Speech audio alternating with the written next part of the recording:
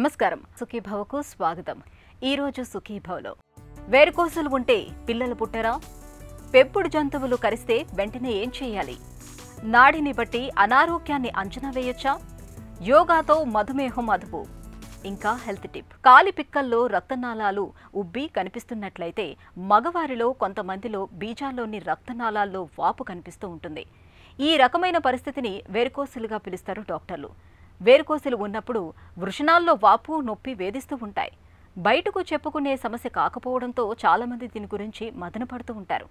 ఈ సమస్య తగ్గుతుందా? సర్జరీ ఏమైనా చేయించుకోవాలా? పిల్లలు పుడతారా పుట్టరా? ఇలాంటి అనుమానాలతో సతమతమవుతూ ఉంటారు. ఈ నేపథ్యంలో వేరుకోసలు గురించి, వేరుకోసలతో సంతాన రాహిత్యం గురించిన పూర్తి వివరాల్ని ఇప్పుడు తెలుసుకుందాం.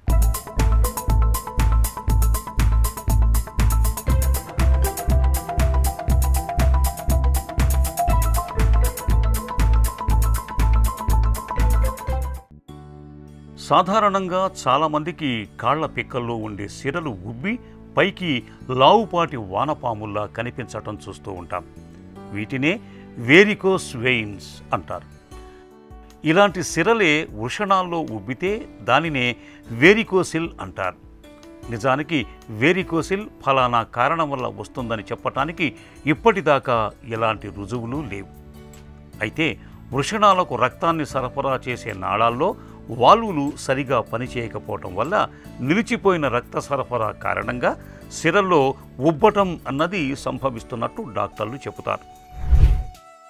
ఒక వృద్ధ దంపతులు వాళ్ళ అబ్బాయిని తీసుకొని వస్తారు. ఏమండి, మా పిల్లవాడికి 26 సంవత్సరాలండి, సాఫ్ట్వేర్ ఇంజనీరు, ఈ సంవత్సరం ఇంకా 2 సంవత్సరాలు పెళ్లి చేసుకోరా అంటే అస్సలు వద్దంటున్నాడండి. ఒక 2 సంవత్సరాలుగా అడుగుతున్నాము, అసలు ఇంట్రెస్ట్ చూపించడం నాకు వద్దు అంటున్నాడు. అసలు ఏమన్నా డాక్టర్ గారు కనుక్కోండి, ఏదైనా కారణం ఉందా? సరే మీరు బయటకు వెళ్ళండి, ఈ అబ్బాయితో నేను మాట్లాడతాను. ఆ అబ్బాయితో మాట్లాడి, బాబు నీకేంటి కష్టము, నీకు ఎందుకు వద్దనుకుంటున్నారు, నీకు ఎరెక్షన్లో లోపం ఉందా, నీకు ఏమైనా ప్రాబ్లం ఉందా, అంగస్తంభన కాదా, ఎందుకు వద్దనుకుంటున్నావు? అదేం లేదు డాక్టర్ గారు, నాకు ఎప్పుడో ఈ మధ్యలో ఒకసారి బీజంలో ఒక సంవత్సరం ముందు బీజంలో కొంచెం నొప్పి వచ్చిందండి. నాకు తెలియక దగ్గరలో ఉన్న స్కానింగ్ సెంటర్లో పోయేసి నేను బీజాల స్కానింగ్ చేయించేసుకున్నాను. ఆ స్కానింగ్ రిపోర్ట్లో అండి నాకు గ్రేడ్ 1 వ్యారికోసిల్ ఉందని రాశారు. దాని తర్వాత నేను గూగుల్ అంతా చదివాను. ఆ వ్యారికోసిల్ వల్ల ఇన్ఫర్టిలిటీ అంటే పిల్లలు కలగకుండా పోతారంట కదా అని చెప్పి నేను సెమెన్ టెస్ట్, నా వీర్యం పరీక్ష కూడా చేయించుకున్నానండి. దాంట్లో కూడా కౌంట్ 10 మిలియన్లే ఉందండి. మరి ఎందుకు నేను పెళ్లి చేసుకుని ఆ అమ్మాయి జీవితం ఎందుకండి నాశనం చేయడము? అసలు నేను చేసుకోకుండా ఉంటే మంచిది కదా. ఇది ఒక కథ కాదండి, ఇది నిజం. ఈ మధ్యకాలంలో చాలా తరచుగా చూసే ఒక వ్యవహారంలో ఒక భాగం ఇది. ఏదో కారణంగా వాళ్ళు స్కానింగ్ చేయించుకోవడం, దాంట్లో ఒక గ్రేడ్ 1 వ్యారికోసిల్ అని కనపడడం, దాని గురించి తెలుసుకోవడం, దాని తర్వాత ఈ పనులు చేయడం. సో ఇది ఒక విధమైన ప్రాబ్లం అయిపోయింది ఈ మధ్యకాలంలో. ఈ వ్యారికోసిల్ అంటే ఏంటండి?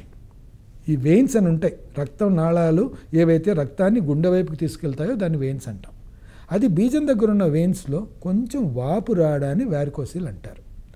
సర్వసాధారణంగా చాలామందిలో ఈ గ్రేడ్ 1 వ్యారికోసిల్ అనేది అది ఏంటి, అల్ట్రాసౌండ్ పెట్టి చూసినప్పుడు 130 మంది కనపడతా ఉండొచ్చు. అన్నంత మాత్రాన అది జబ్బని, దానివల్ల మనకు నష్టం వస్తుందని మనము దాని గురించి పట్టించుకోవాల్సిన అవసరం లేదు.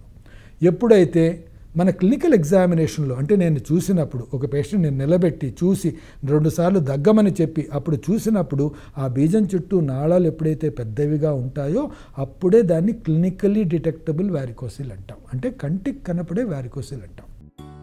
సాధారణంగా అల్ట్రాసౌండ్ తీసినప్పుడు ఎంతో కొంత గ్రేడ్ వేరికోసిల్ కనిపించటం సర్వసాధారణమేనని చెబుతారు డాక్టర్లు. అంత మాత్రానికే గాబరా పడిపోవాల్సిన పని లేదంటారు. వేరికోసిల్ ఉన్నవారిలో వృషణాల్లో కాస్త అసౌకర్యంగా అనిపించటం, వృషణాల్లో నొప్పి రోజు గడిచే కొద్దీ బాగా ఎక్కువ అవటం, కూర్చున్నప్పుడు నిల్చున్నప్పుడు నొప్పి ఎక్కువ అవటం, పడుకున్నప్పుడు ఆ నొప్పి తక్కువ అవటం కనిపిస్తూ ఉంటాయి. అధిక బరువు ఉన్నవారిలో వేరికోసిల్ కనిపించే అవకాశాలు కాస్త ఎక్కువగా ఉంటాయి. వేరికోసిల్ ఎక్కువ గ్రేడులో ఉన్నప్పుడు అది వీర్యకణాల్ని తీసుకెళ్లే నాళాల మీద, అలాగే బీజాల మీద కొంతవరకు ఒత్తిడి కలిగజేసి శుక్రకణాల ఉత్పత్తిని ప్రభావితం చేసే ప్రమాదం ఉంటుంది. అదే జరిగితే అది సంతాన సాఫల్యత అవకాశాలను కూడా కొంత మేరకు ప్రభావితం చేస్తుంది. వారికోసిల్ ఉన్నంత మాత్రాన మనం ఏమన్నా చేయాలా, దానివల్ల ఏమన్నా నష్టం వస్తుందా అంటే, వారికోసిల్ ఉన్న వాళ్ళలో ఆ బీజంలో నొప్పి కొంచెం చాలాసేపు నిలబడినప్పుడు బీజంలో నొప్పి వచ్చే అవకాశం ఉండొచ్చు. రెండవది, కొన్ని రోజులు కొన్ని సంవత్సరాలుగా ఆ పెద్ద వారికోసిల్ ఉంటే బీజం చిన్నదయ్యి ప్రొడక్షన్ ఆఫ్ సెమెన్ అంటే వీర్యకణాలు ప్రొడక్షన్ అనేది తగ్గచ్చు. ఇది జరిగే అవకాశాలు ఉన్నాయి. అంటే పెద్ద వారికోసిల్లో ఉంటాయి కానీ ఈ చిన్న గ్రేడ్ 1 వారికోసిల్లో ఉండే అవకాశం లేదు. సో ఎవరైనా సరే ఈ యుక్త వయసులో ఉన్న వాళ్ళలో, పెళ్లి కాని వాళ్ళలో ఈ చిన్న గ్రేడ్ 1 వారికోసిల్ ఉండి 2 బీజాలు నార్మల్ సైజులో ఉన్న పక్షంలో ఎలాంటి టెస్టులు చేయించుకోకండి. ఈ సెమెన్ అనాలిసిస్ అనేది ఒక్కొక్కసారి ఒక్కొక్క వాల్యూ వస్తుందండి. ఏ ఒక్క టెస్ట్ చూసుకొని మీకు పిల్లలు పుట్టరు అనుకునే అవకాశం లేదు. సో ఈ సెమెన్ టెస్ట్ అనేది చేయించుకోవడం అనేది తప్పు. సో మీ 2 బీజాలు నార్మల్గా ఉండి మీకు కంటికి కనపడే వారికోసిల్ లేని పక్షంలో మీకు ఎలాంటి ఇన్వెస్టిగేషను, ట్రీట్మెంట్ అవసరం లేదు. మనలో చాలామంది వరి బీజాన్ని, వేరికోసిల్ రెండు ఒకటేనని భావిస్తూ ఉంటారు. నిజానికి ఇవి రెండు వేరువేరు సమస్యలు. వరి బీజంలో వృషణాల చుట్టూ నీరు చేరుతుంది. వేరికోసిల్లో రక్తనాళాలైన సిరలు ఉబ్బి మెలికలు తిరిగి కనిపిస్తాయి. స్క్రోటస్ డాప్లర్ స్టడీ ద్వారా వృషణాలలో వచ్చే వేరికోసిల్ని చక్కగా గుర్తించవచ్చు. సాధారణంగా వేరికోసిల్ సమస్య గ్రేడ్ 1, గ్రేడ్ 2, గ్రేడ్ 3లలో ఉంటుంది. వేరికోసిల్ గ్రేడ్ 1, గ్రేడ్ 2 ఉన్నవారికి ఎలాంటి శస్త్రచికిత్స అవసరం ఉండదు. గ్రేడ్ 3 వేరికోసిల్ ఉన్నవారికి నొప్పి ఎక్కువగా ఉన్నట్లయితే శస్త్రచికిత్స చేయాల్సి ఉంటుంది. మోస్ట్ ఆఫ్ ద టైం ఈ వారికోసిల్స్తో నొప్పి వచ్చే అవకాశం తక్కువ. మీకు నొప్పి వస్తూ ఉంది అంటే మీకు ఇంకేదన్నా కారణం ఉండొచ్చు. ఆ చుట్టుపక్కల ఉన్న స్ట్రక్చర్స్లో ఇన్ఫెక్షన్ కానీ ఇంకేదన్నా ఉండే అవకాశం ఉంటుంది. ఒక యూరాలజిస్ట్ని సంప్రదించండి. మీకు మీరే స్కాన్ చేసుకొని, మీకు మీరే డిడక్ట్ చేసుకొని, మీకు మీరే ఒక ఒపీనియన్కి రావడం అనేది చాలా చాలా తప్పు. మరి నిజంగా ఈ వారికోసిల్ అనేది ఉన్న వాళ్ళలో, కంటికి కనపడిన వాళ్ళలో ఎవరికి ట్రీట్మెంట్ చేస్తాము అంటే, ఎవరికైతే ఆ వారికోసిల్ వల్ల నొప్పి వస్తూ ఉంది అని మాకు నిర్ధారణగా తెలిసిన పక్షంలో, లేక ఈ వారికోసిల్ వల్ల ఆ పక్క బీజం చిన్నదైపోయింది, సైజు తగ్గిపోతూ ఉంది అన్న పక్షంలో, లేక కొన్ని ఏండ్ల తర్వాత కూడా పెళ్ళైన తర్వాత పిల్లలు పుట్టకుండా, భార్యలో ఎలాంటి లోపం లేకుండా ఉండి, వీరిలో ఈ సెమెన్ అనాలిసిస్లో లోపాలు కనపడిన పక్షంలో ఈ వారికోసిల్కి ఆపరేషన్ చేయడం అనేది జరుగుతుంది. ఒక్కొక్కసారి 14-15 ఏళ్ల వయసులో కూడా చూస్తాం ఈ వారికోసిల్. వాళ్ళలో కూడా అంతే, వారికోసిల్ పెద్దగా ఉండాలి, బీజంలో ఏమాత్రం సైజు తిన్నగా అయినట్టు మాకు అనిపించినా వాళ్ళకి ఆపరేషన్ చేయడం అనేది జరుగుతుంది. అంతేగాని ఉన్న వారికోసిల్కి అంతా ఆపరేషన్ చేయాల్సిన అవసరం లేదు. దాని గురించి ఊరికే బెంగపెట్టుకొని లైఫ్ స్పాయిల్ చేసుకోవాల్సిన అవసరం లేదు. కాబట్టి అది మీకు ట్రబుల్ ఇస్తుందా లేదా, ట్రబుల్ ఇచ్చినప్పుడే దాన్ని ముట్టుకోవాలి. ట్రబుల్ ఇవ్వనంత వరకు దాన్ని ఎలాంటి చర్యలు తీసుకోవాల్సిన అవసరం లేదు. వేరికోసిల్ సమస్యకు చాలా సందర్భాల్లో చికిత్స కూడా అవసరం పడదు. వేరికోసిల్ సమస్య బాగా ముదిరిపోయి గ్రేడ్ 3కి చేరినప్పుడు సర్జరీ తప్ప మరో మార్గం లేదు. తప్పనిసరిగా సర్జరీ చేయించుకోవాలి. ఇక వేరికోసిల్ ఉన్నంత మాత్రాన అది మొత్తంగా వీర్యకణాల ఉత్పత్తి మీద ప్రభావం చూపుతుందని భావించటం సరికాదు. సంతాన సాఫల్యత అవకాశాల మీద వేరికోసిల్ ప్రభావం కొంతమేరకే ఉంటుంది. మనం ఇంట్లో పెంచుకునే పెంపుడు జంతువులు సాధారణంగా మనపై ఎంతో విశ్వాసాన్ని చూపిస్తూ ఉంటాయి. అయితే అనుకోని సందర్భాల్లో ఒక్కోసారి ఇంట్లోని పెద్దలో, పిల్లలో వాటి కాట్లకు గురవుతూ ఉంటారు. ఇలాంటప్పుడు ఆలస్యం చేయకుండా వెంటనే తగిన వైద్య సాయం తీసుకోవాలి. నిర్లక్ష్యం చేస్తే ప్రాణాంతకమైన రేబీస్ వంటి జబ్బుల బారిన పడే అవకాశం ఉంటుంది. పెంపుడు జంతువులు కరిచినప్పుడు వెంటనే ఏం చేయాలో, గాయాలకు ఎలాంటి చికిత్స తీసుకోవాలో ఇప్పుడు తెలుసుకుందాం.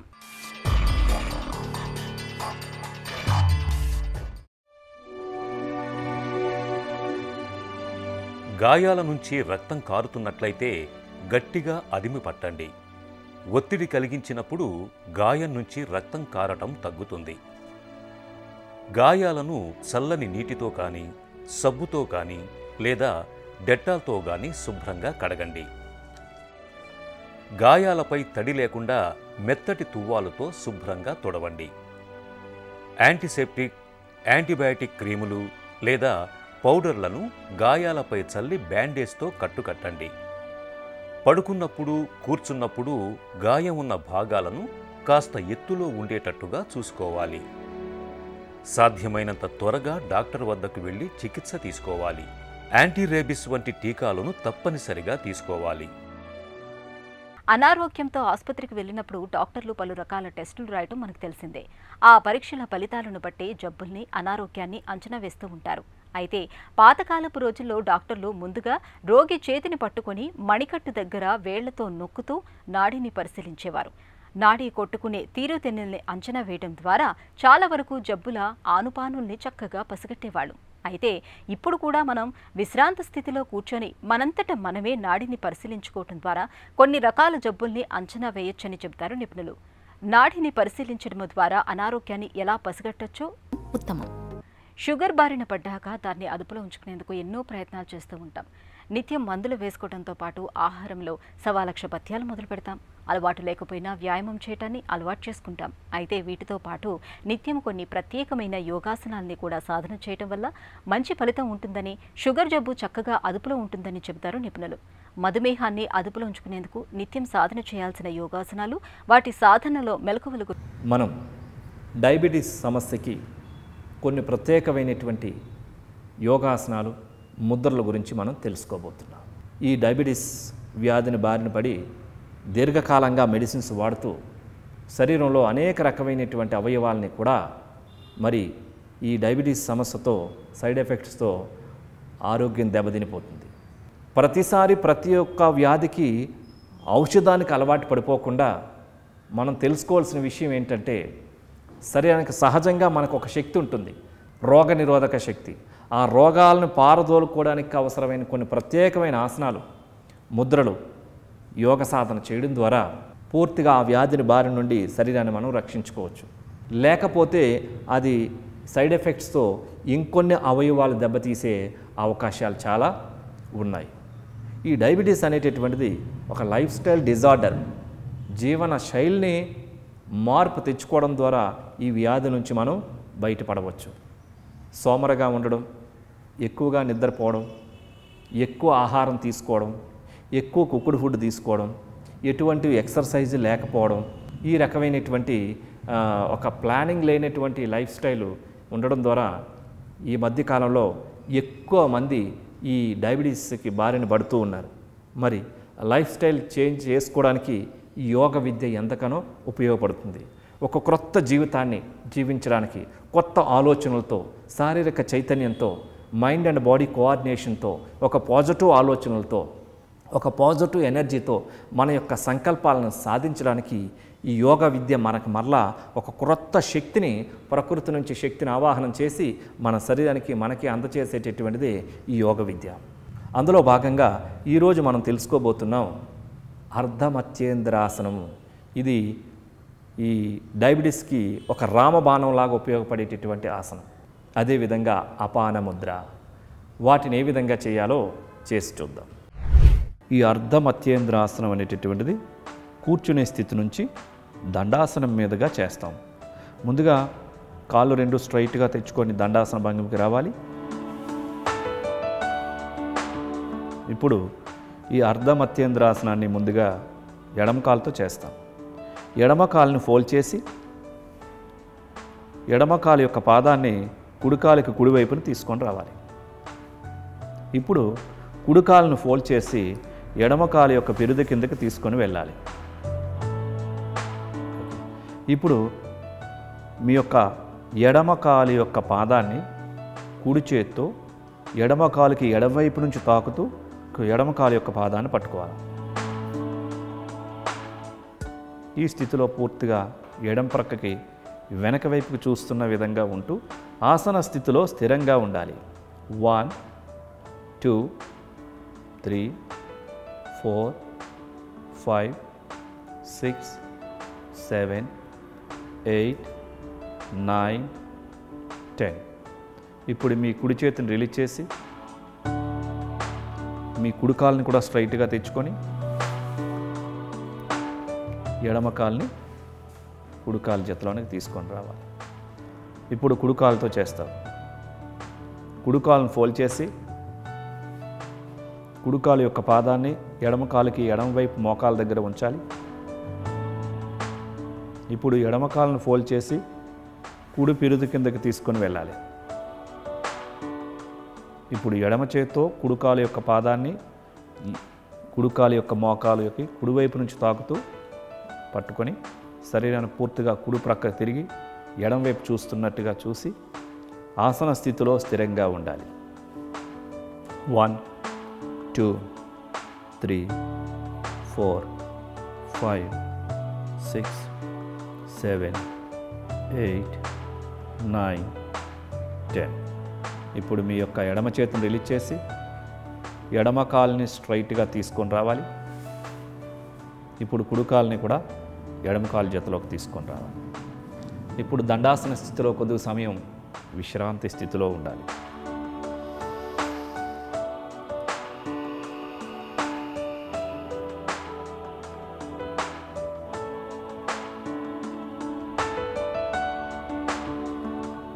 ఇప్పుడు అపాన ముద్ర చేస్తాం. సుఖాసన భంగిమకి రావాలి. 2 చేతులు మోకాళ్ళ పైన, అరచేతులు ఆకాశం వైపు చూస్తున్న విధంగా ఉంచుకోవాలి. ఈ స్థితిలో ఉంగరపు వేలు మధ్య వ్రేలుని బొటన వ్రేలు యొక్క చివరి కొనలు తాకించి ఉంచాలి. చూపుడు వేలు చిటికిన వేలు స్ట్రైట్గా ఉంటుంది. ఈ స్థితిలో వెన్ను నిటారుగా ఉంటుంది. షోల్డర్స్ రిలాక్స్గా ఉంటాయి. మెడ స్ట్రైట్గా ఉంటుంది. హెడ్ రిలాక్స్గా ఉంటుంది. ఈ స్థితిలో కళ్ళు మూసుకొని విశ్రాంతిగా గమనమంతా శ్వాస పైన ఉంచి పూరక, కుంభక, రేచక, శూన్యక నియమాలు నిష్పత్తులను పాటిస్తూ ప్రాణాయామం చేయాలి. శ్వాసను తీసుకునేటప్పుడు ప్రకృతిలో నుంచి ఆరోగ్య శక్తిని మనలోనికి ఆహ్వానిస్తున్నట్టుగా, శ్వాసను విడిచిపెట్టేటప్పుడు శరీరంలో ఏ రకమైనటువంటి రోగశక్తి ఉన్నా దాన్ని బయటికి పంపించి వేస్తున్నాము అన్న భావనతో ఇంటెన్షన్ బ్రీతింగ్ చేయాలి.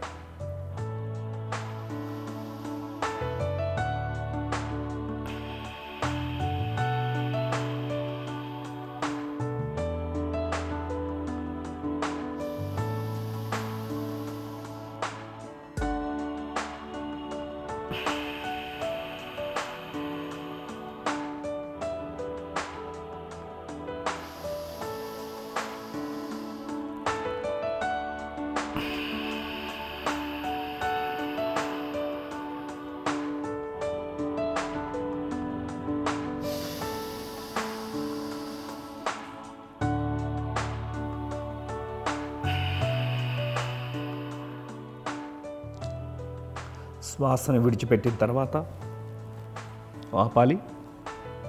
నిదానంగా ముద్దను రిలీజ్ చేసి కళ్ళు తెరవాలి. చూసారు కదండి, ఈ అర్ధమత్యేంద్రాసనం చేయడం ద్వారా పొట్ట భాగం పైన పూర్తిగా ప్రభావాన్ని కలుగజేస్తుంది. జీర్ణాశయాన్ని అంతా కూడా శక్తివంతంగా తయారు చేసి ప్యాంక్రియాస్ యొక్క సామర్థ్యాన్ని పెంపొందింపచేసేటటువంటిది ఈ ఆసనం. ఈ అర్ధమత్యేంద్రాసనాన్ని లెఫ్ట్ సైడ్ ఒక 5 టైమ్స్, రైట్ సైడ్ ఒక 5 టైమ్స్ ప్రతిరోజు అవకాశం ఉంటే ప్రొద్దున్న సాయంత్రం కూడా ఈ ఆసనం సాధన చేసి ఒక 40 రోజుల తర్వాతో లేక 3 నెలల తర్వాతో మీరు మళ్ళీ టెస్ట్ చేయించుకున్నట్లయితే వీటితో పాటుగా ఇంకొన్ని ఆసనాలు చక్కగా చేసి మీకు షుగర్ అనేటటువంటిది నార్మల్కి వస్తుంది.